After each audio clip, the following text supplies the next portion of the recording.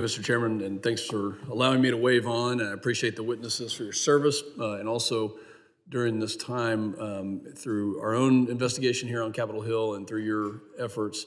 I think every American should be concerned about even the possibility of the vulnerability that we see in our ports with regards to the Chinese Communist Party and their use of trade to facilitate, many different nefarious actions. So I'll start with Admiral Trinket. To the extent that you can you share what policies or plans that Transcom has taken under the National Port Readiness Network that use Chinese manufactured port equipment and technology to make sure that we are secure and what those vulnerabilities are?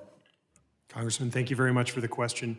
Our strategic seaports are critical to our ability to project and sustain the joint force, and so the National Port Readiness Network allows us at an interagency level to assess and remediate risks in those ports. Specific to the technology to which you refer in our strategic seaports, when we deploy out of an Army unit, for instance, out of our strategic seaports, it is generally not using those cranes. It is generally using other types of vessels, other modes of transport. Additionally, in our strategic seaports that do have those cranes, there are other cranes that could be used. And so our current assessment is none of our strategic seaports right now are wholly dependent on those cranes. Okay. I'll go to Admiral Van. During our investigation, we learned that ZPMC manufactures many of its ship-to-shore cranes at Tianjin base, which is also very close to the Tianjin Island, which is close to where the PLAN produces a lot of its warships.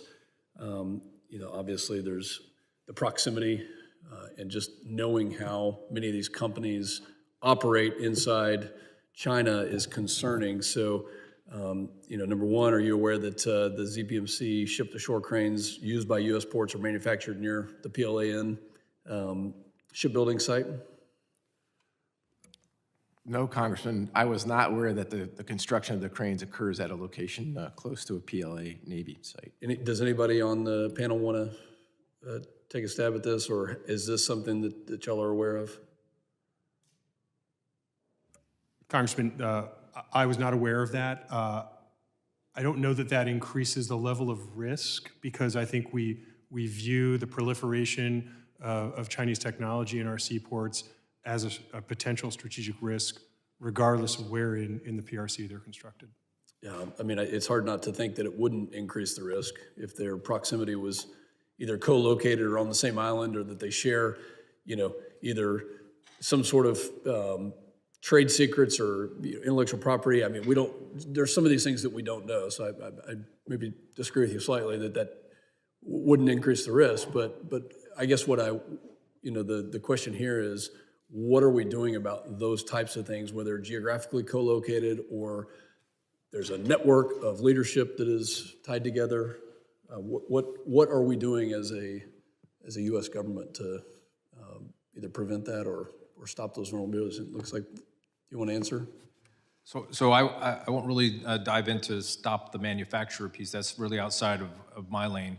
What I would say is the executive order, specifically with respect to the Chinese manufactured cranes, required certain things to be done to close known vulnerabilities and assess those vulnerabilities to ensure that they cannot be exploited.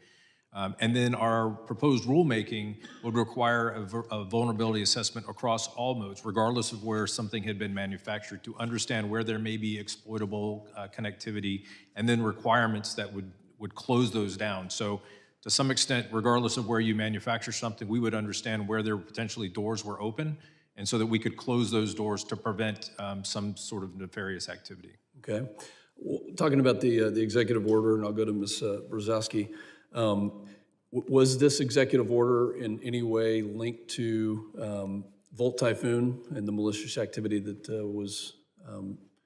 that Microsoft, I guess, first allegedly reported on?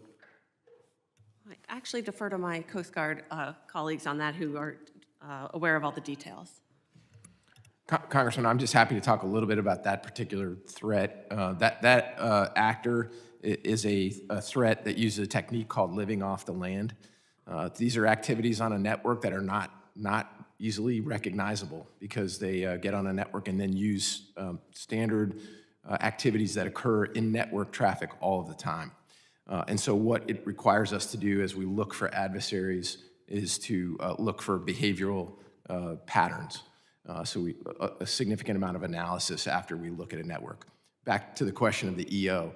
What the EO really does, again, is allow a captain of the port, if it's determined that there is a threat or there's been some disruption because of a cyber intrusion, to take action to maybe, in this case, in your example, to secure a crane or secure a terminal until such time that the operator, maybe with our assistance, at least with our validation, takes action to secure that particular node of the system. Thank you. And Mr. Chairman, my time has expired, but I commend you for this hearing, and obviously 5 minutes is not enough to dig into all the issues, but thank you for allowing me to wave on.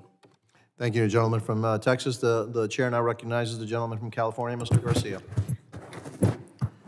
Thank you, Mr. Chairman. I'm proud to represent a district that includes Port of Long Beach,